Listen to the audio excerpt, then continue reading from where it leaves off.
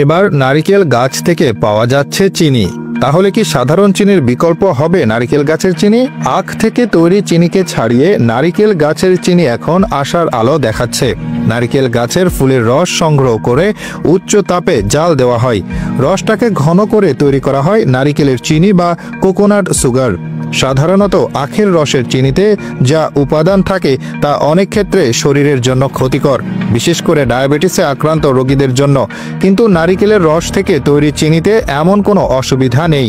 তাই নারিকেল চিনি আর এই চিনি দিয়ে তৈরি মিষ্টি খেতে পারবেন ডায়াবেটিসে আক্রান্ত রোগীরাও। নারিকেল চিনি হলো এক ধরনের প্রাকৃতিক মিষ্টি। দক্ষিণ পূর্ব এশিয়ার দেশগুলোতে, বিশেষ করে যেখানে প্রচুর নারিকেল গাছ জন্মে, এরকম অনেক জায়গায় স্থানীয়রা নারিকেলের চিনি তৈরি করছে অনেক বছর ধরে। অনেকে মনে করেন এটা সাধারণ চিনির চেয়ে ভালো, কারণ এই চিনি বানাতে বেশি কিছু করা লাগে না আর এতে পুষ্টিও বেশি থাকে। নারিকেল চিনি বানানোর জন্য নারিকেল গাছ থেকে রস সংগ্রহ করা হয়। তবে এই রস নারিকেল থেকে নেওয়া হয় না, বরং গাছের ফুলের কুড়ি থেকে নেওয়া হয়। কৃষকরা সাবধানে নারিকেল গাছে উঠে ফুলের কুড়িতে ছোট করে কেটে নেন আর লম্বা পাত্র লাগিয়ে দেন, যাতে মিষ্টি রস এই পাত্রে পড়তে পারে। তাজা রস জোগাড় করার পর বড় কড়াই বা পাত্রে হালকা আঁচে গরম করা হয়। রস যাতে জ্বলে না যায় তাই ক্রমাগত নাড়তে হয়। পানি কমতে থাকলে রসটা ঘন হয়ে সিরাপের মতো হয়ে যায়। আরও গরম করলে সিরাপটা ধীরে ধীরে দানা বাঁধতে শুরু করে, যা নারিকেল চিনির গুঁড়ো তৈরি করে। এ সময় চিনিটাকে প্রাকৃতিক দানা অবস্থাতেই রাখা হয় অথবা প্রয়োজন মতো আরও মিহি গুঁড়ো করা হয়। এই পুরো কাজটা কোনো কৃত্রিম উপকরণ ছাড়াই করা হয়। তাই সাধারণ সাদা চিনির তুলনায় নারিকেল চিনি অনেক বেশি প্রাকৃতিক। নারিকেল চিনি জনপ্রিয় হওয়ার একটা কারণ হলো এর পুষ্টিগুণ।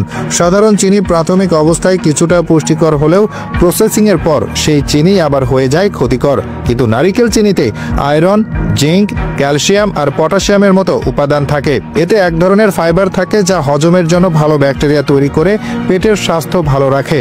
নারিকেল চিনির আরেকটা ভালো দিক হলো এর গ্লাইসেমিক ইন্ডেক্স সাদা চিনির চেয়ে কম। গ্লাইসেমিক ইন্ডেক্স হলো একটা খাবার কত তাড়াতাড়ি দেহে শর্করার মাত্রা বাড়ায় তার মাপকাঠি। সাধারণ চিনির গ্লাইসেমিক ইন্ডেক্স বেশি, অর্থাৎ এটা খুব তাড়াতাড়ি দেহে শর্করার মাত্রা বাড়িয়ে দেয়, যার ফলে তাড়াতাড়ি শক্তি কমে যায়। অন্যদিকে নারিকেল চিনির গ্লাইসেমিক ইন্ডেক্স কম, এটা ধীরে ধীরে শক্তি দেয় আর শর্করার মাত্রা ঠিক রাখে। খাবারে নারিকেল চিনি সরাসরি সাদা চিনির পরিবর্তে ব্যবহার করা যায় আর এর মিষ্টির পরিমাণও প্রায় একই রকম।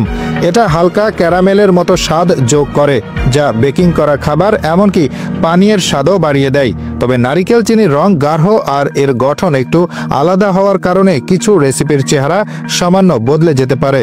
আরেকটা বিষয় মনে রাখতে হবে, নারিকেল চিনি কম প্রক্রিয়াজাত করা আর এতে বেশি পুষ্টিগুণ থাকলেও সবশেষে এটা এক ধরনের চিনি, তাই পরিমিত পরিমাণে খাওয়া উচিত। এটি সাধারণ চিনির মতোই ক্যালোরি দেয়, তাই বেশি খেলে ওজন বাড়তে পারে আর অতিরিক্ত চিনি খাওয়ার ফলে অন্যান্য স্বাস্থ্য সমস্যাও হতে পারে।